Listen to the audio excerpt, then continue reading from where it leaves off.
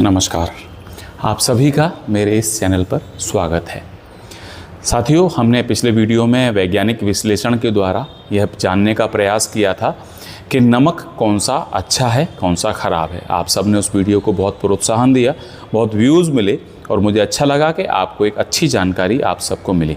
आप सब ने मेरा प्रोत्साहन किया, इसके लिए आपका पुनः एक बार धन्यवाद। उस वीडियो में हमने जाना था कि नमक कोई भी हो वह सोडियम क्लोराइड है। इस वीडियो में हम आपसे चर्चा करेंगे वैज्ञानिक दृष्टिकोण से कि नमक आखिर हमारे शरीर में क्या काम करता है और नमक के कारण कौन सी बीमारी होती हैं और क्या नमक मोटापा भी बढ़ा सकता है। जी हाँ, इन्हीं बातों को समझने के लिए हमको स्टेप बाय स्टेप इस फॉर्मेट को समझना होगा।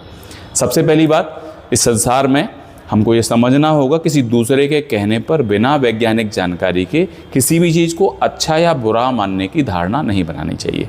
जैसे मेरे वीडियो से पिछले से कई साथियों ने मुझसे कहा कि हम तो आज तक ऐसा जानते ही नहीं थे कि सेंधा नमक और इस नमक में क्या अंतर है। तो दोनों नमक सेम हैं, एक ही प्रकार के हैं, उन नमक में कोई भी अंतर नहीं है। अब हम जान लेते हैं कि नमक हम खाते क्यों हैं, इसका हमारे शरीर में क्या प्रयोग है।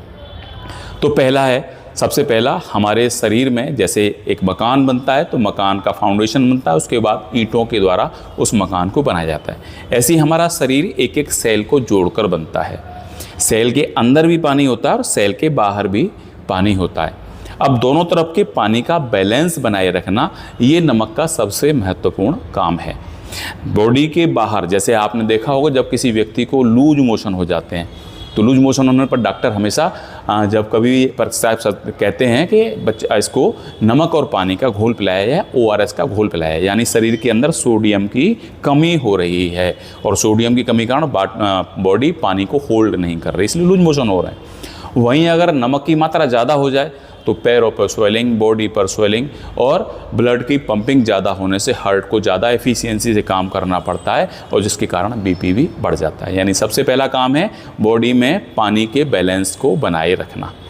दूसरा काम है हमारे ब्रेन को इलेक्ट्रॉनिक सिग्नल देना, नमक का काम है।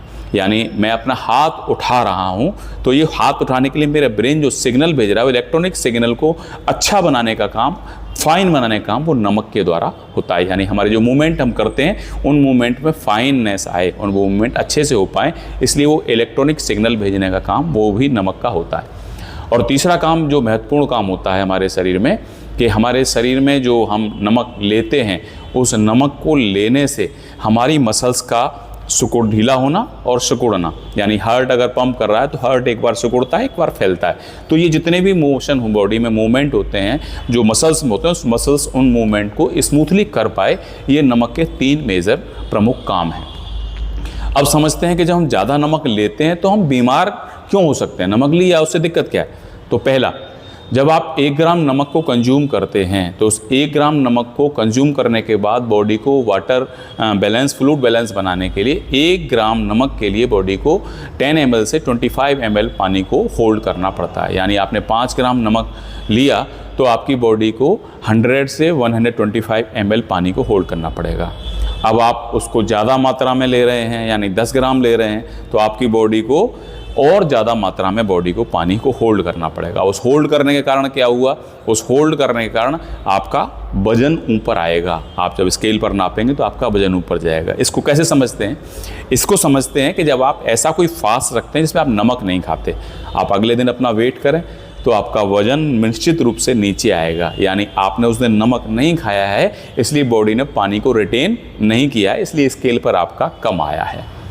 दूसरा प्रमुख काम, जब आपकी बॉडी में नमक ज़्यादा जाता है तो आपकी ब्लड वेसल्स में बैलेंस बनाए रखने के लिए ब्लड के फ्लो बढ़ता है, और जब ब्लड का फ्लो बढ़ता है तो हमको हाई BP की शिकायत होती है। हाई BP का पेशेंट एलोपैथी में, आयुर्वेद में, होम्योपैथी, किसी भी पैथी में जाएगा तो उसका इलाज करने वाला व्यक्ति सबसे पहला शब्द इस्तेमाल करता है कि आपको अपने नमक की मात्रा कम कर देनी चाहिए। तो हमारी वेसल्स को भी नुकसान पहुँचाने का काम करता है। तीसरा जो प्रमुख हमारे अंदर बीमारी होती है कि जब हम ज़्यादा मात्रा में नमक कंज्यूम कर रहे हैं तो हमारा डोपामाइन हार्मोन रिलीज होता है, हमारे अंदर क्रेविंग पैदा होती है। आप जब तेज़ नमक की चीज़ें खाते हैं तो आपके अंदर डोपामाइन पाथवे रिलीज होता है और आपको ज़्यादा क्रेविंग होती है, इसके कारण आप ज़्यादा मात्रा में खाना खा लेते हैं और वो ज़्यादा मात्रा में खाना खाने से फिर आपका वजन बढ़ने लगता है। इसलिए अब हमसे प्रिवेंशन, इससे बचाव कैसे करें, तो हम सब ने देखा होगा कि जब भी नमक का ज़्यादा प्रयोग होता है तो नमक का प्रयोग कहाँ होता है, जब हम तेल का प्रयोग ज़्यादा करते हैं। यानी तेल और नमक का संतुलन बनाने के लिए उसमें अधिक मात्रा में नमक मिलाना पड़ता है। आप सामान्य पानी की सब्जी बनाएं तो बहुत थोड़ा नमक लगेगा, लेकिन जब आपके खाने में तेल की मात्रा ज़्यादा होती है तो उसको बैलेंस करने के लिए आप नमक का प्रयोग ज़्यादा करते हैं। जितने भी आप पैकेटबंद फूड लेते हैं इन सबको अगर आप देखेंगे, लेबलिंग को पढ़ेंगे तो इन सब में नमक की मात्रा ज़्यादा होती है। अब अगर हमारे व्रत, त्यौहार, पर्वों पर हमने नमक ज़्यादा खा लिया तो उसको बॉडी को बैलेंस करने के लिए हमको क्या करना चाहिए, तो ये भी प्रकृति ने साथ दिया है।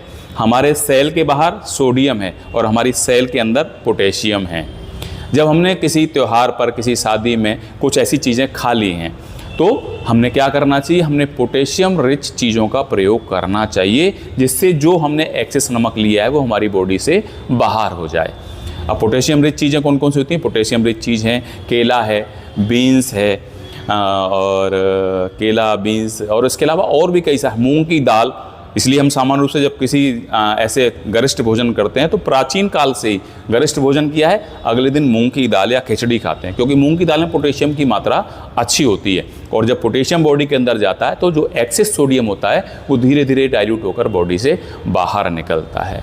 तो हम सब इन छोटी छोटी बातों का ध्यान रखेंगे तो निश्चित रूप से अपने स्वास्थ्य को अच्छा रख पाएंगे, अपने परिवार का स्वास्थ्य अच्छा रख पाएंगे। जो महत्वपूर्ण बात है वह यही है कि अपने जीवन में नमक का प्रयोग संतुलित करना है, नमक का उपयोग करना है, प्रयोग करना है, लेकिन इसका उपभोग नहीं करना। अगर हम ऐसा करते हैं तो हम अपने शरीर को अच्छा बनाने में, स्वस्थ बनाए रखने में, अपने परिवार का और स्वयं का स्वास्थ्य अच्छा बना के रख पाएंगे। धन्यवाद। अगले वीडियो में हम ऑयल के ऊपर बात करेंगे कि हम कुकिंग ऑयल को कैसे इस्तेमाल करें, कुकिंग ऑयल के अंदर क्या होता है और कुकिंग ऑयल कहाँ हमारे शरीर के लिए कैसे नुकसानदायक और लाभदायक है। इस वीडियो के बारे में आपसे चर्चा करेंगे, आपको जानकारी देंगे। धन्यवाद, नमस्कार।